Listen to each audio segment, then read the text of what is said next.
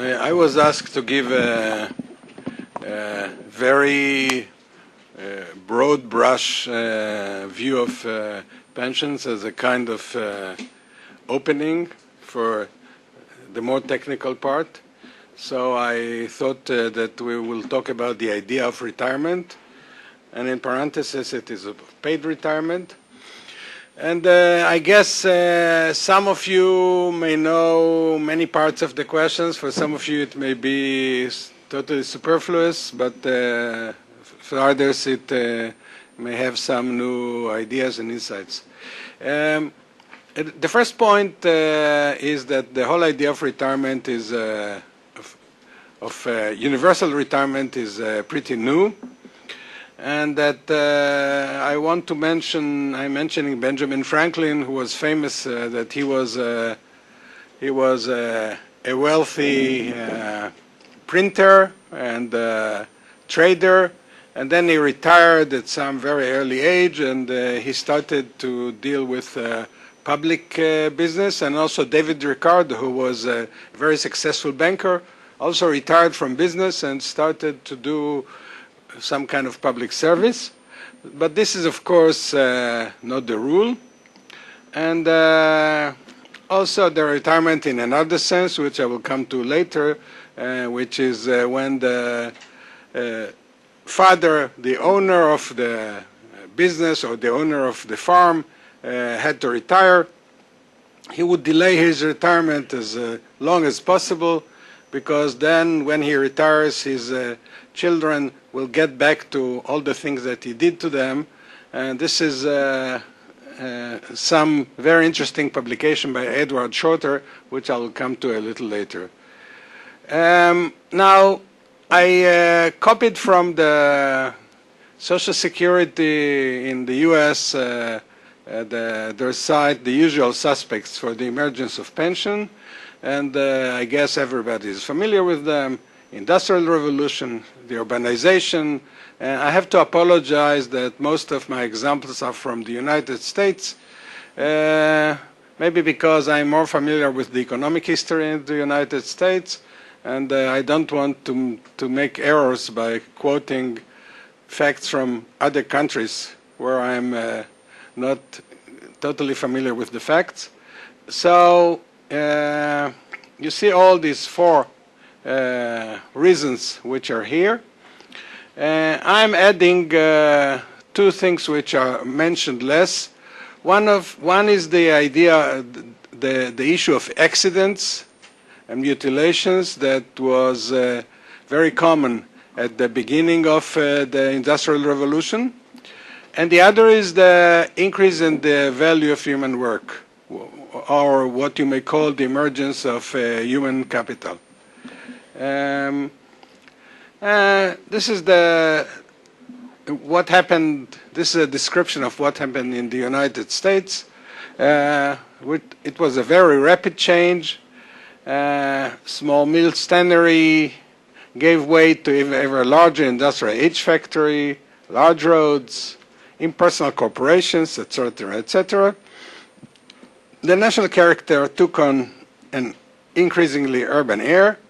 And here are some facts, if you want. This is rural, the green, and this is urban. And urban is, of course, increasing at a very high pace. And the interesting thing is that in 1850, the time of the civil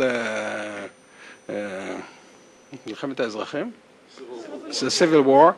The Civil War, 85% of Americans lived in villages, pretty amazing. And here is the change in the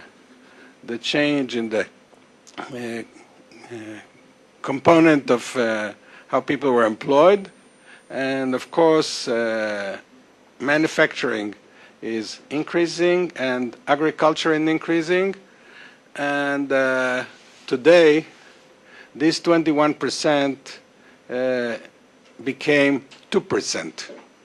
Only 2% of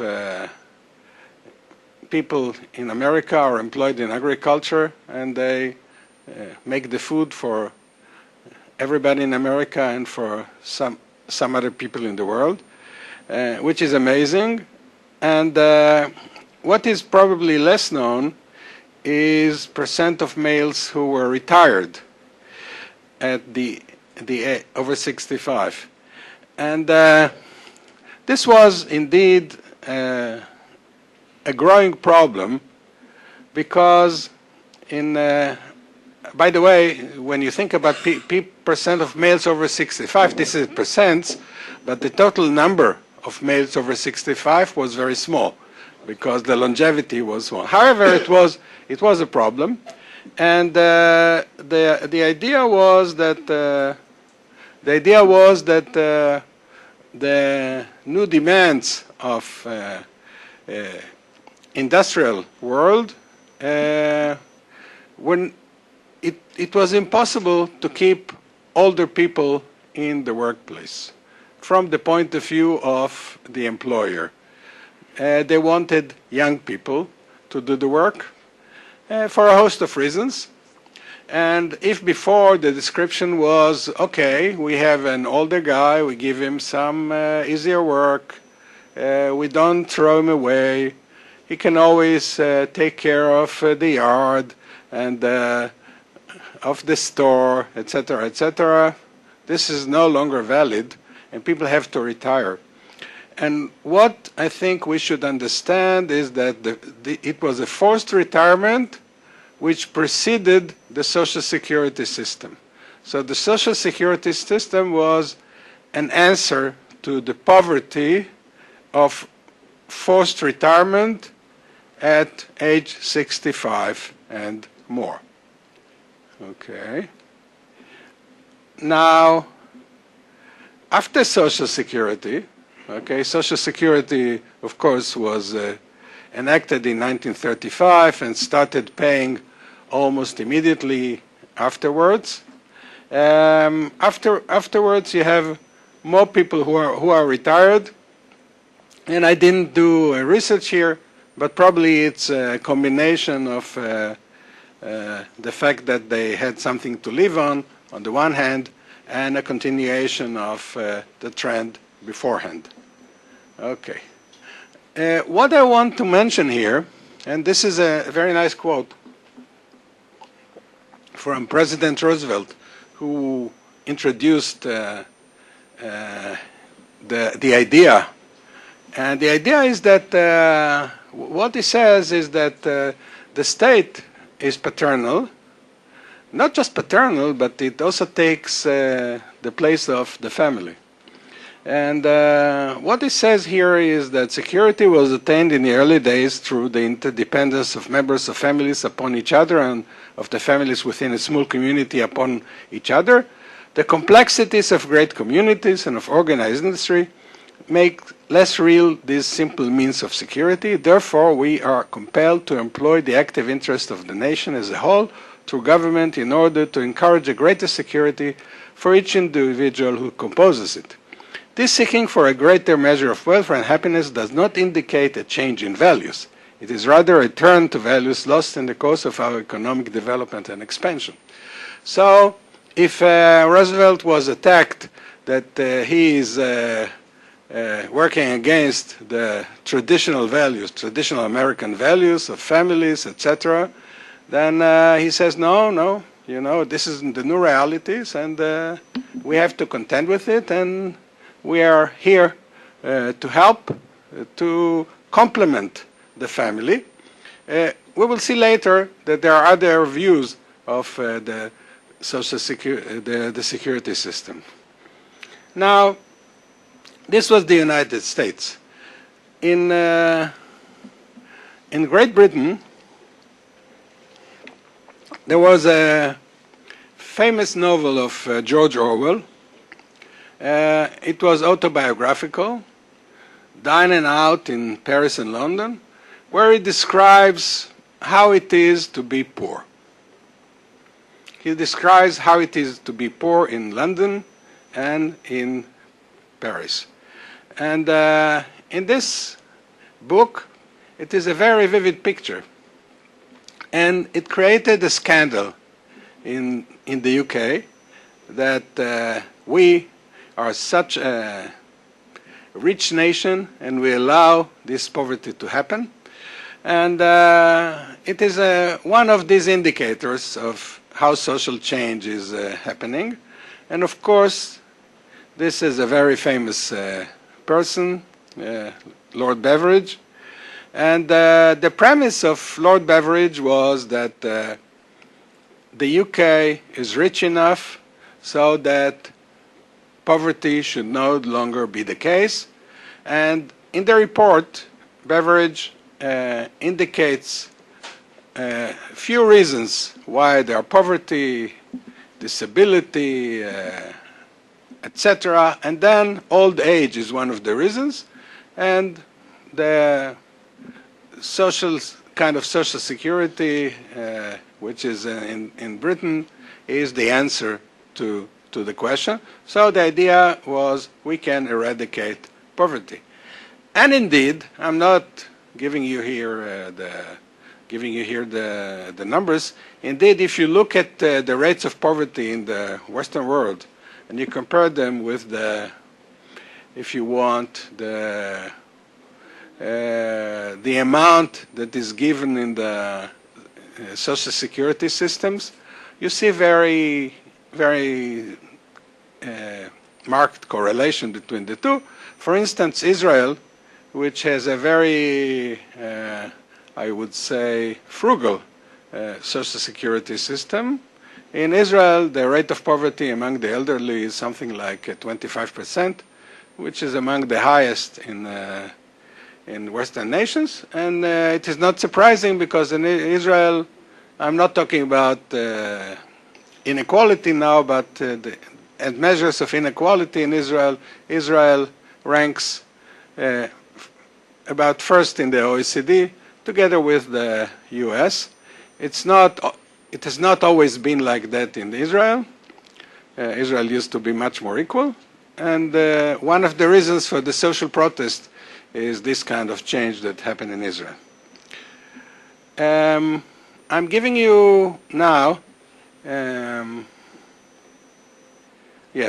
giving you some literary references about the low value of human capital before modern age, because my claim is very simple. Before modern age, it was impossible to save. So if you cannot save, you cannot have a retirement.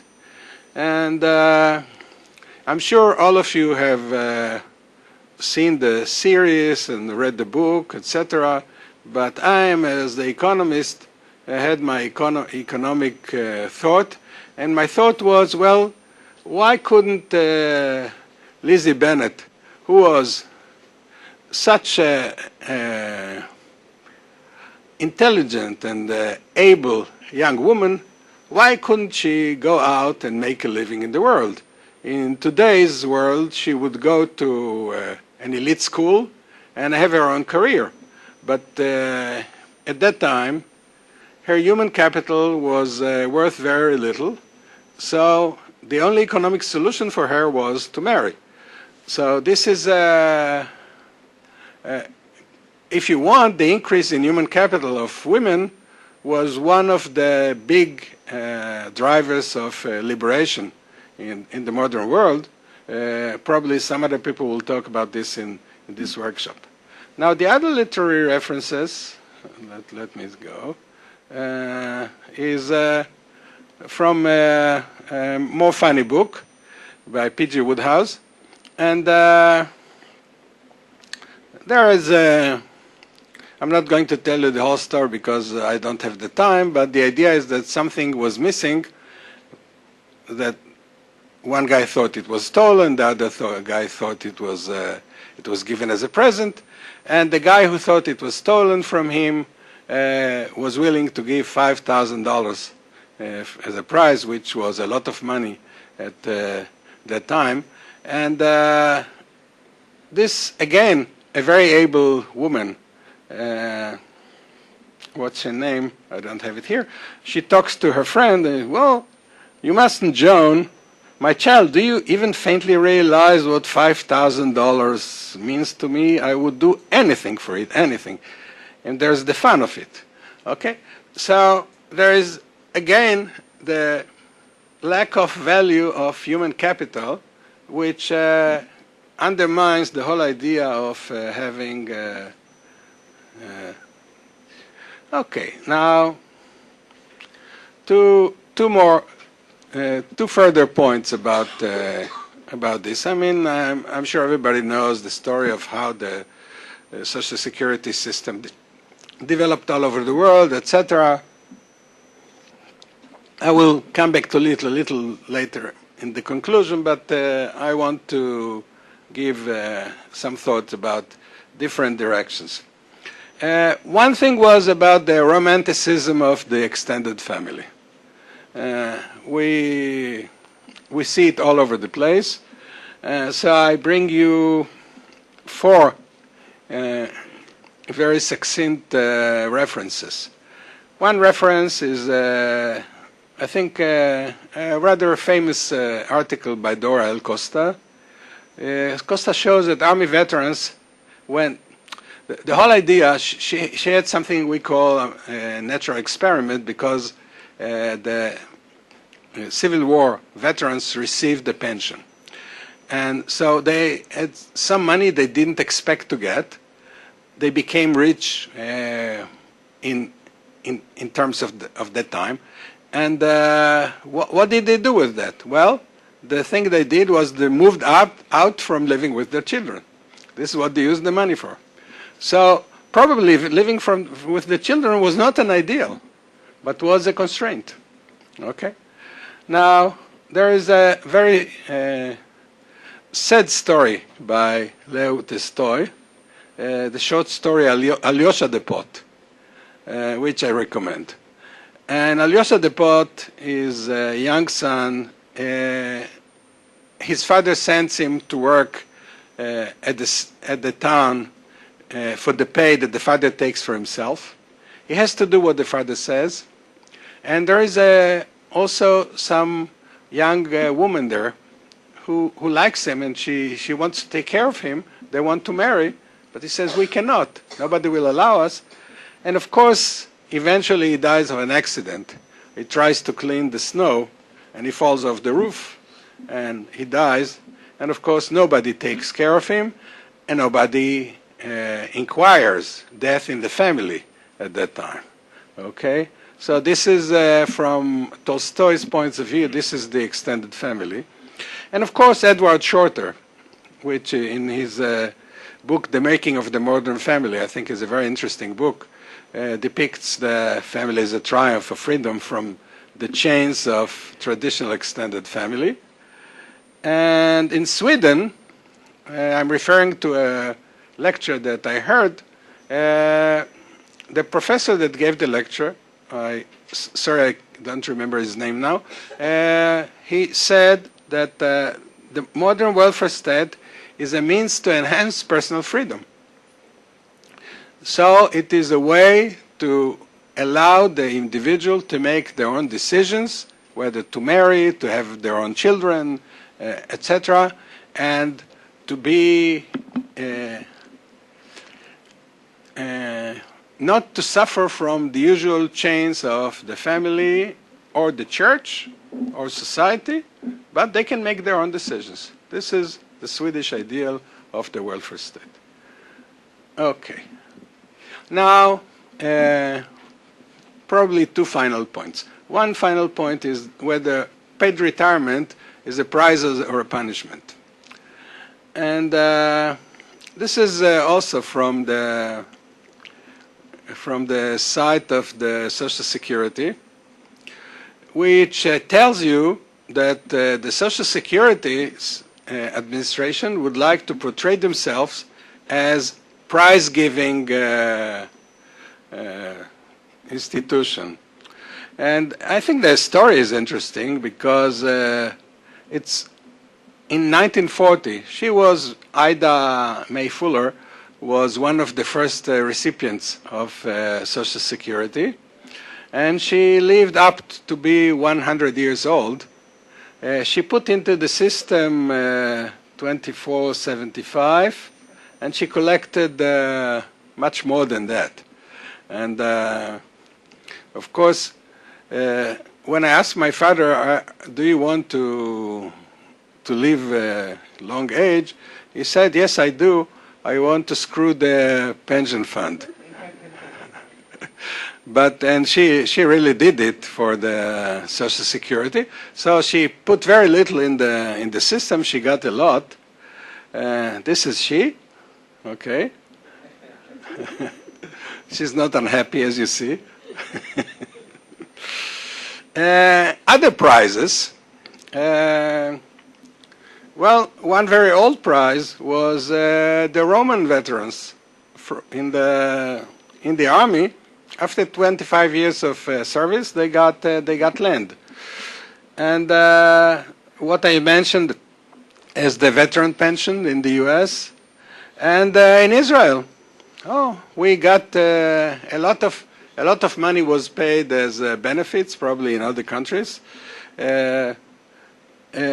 Parliaments, judges, Bank of Israel, also university professors. And one of the reasons is that pension is under the radar. People don't see it, so it's a concealed price, not just a price. Sometimes it is concealed and unregulated.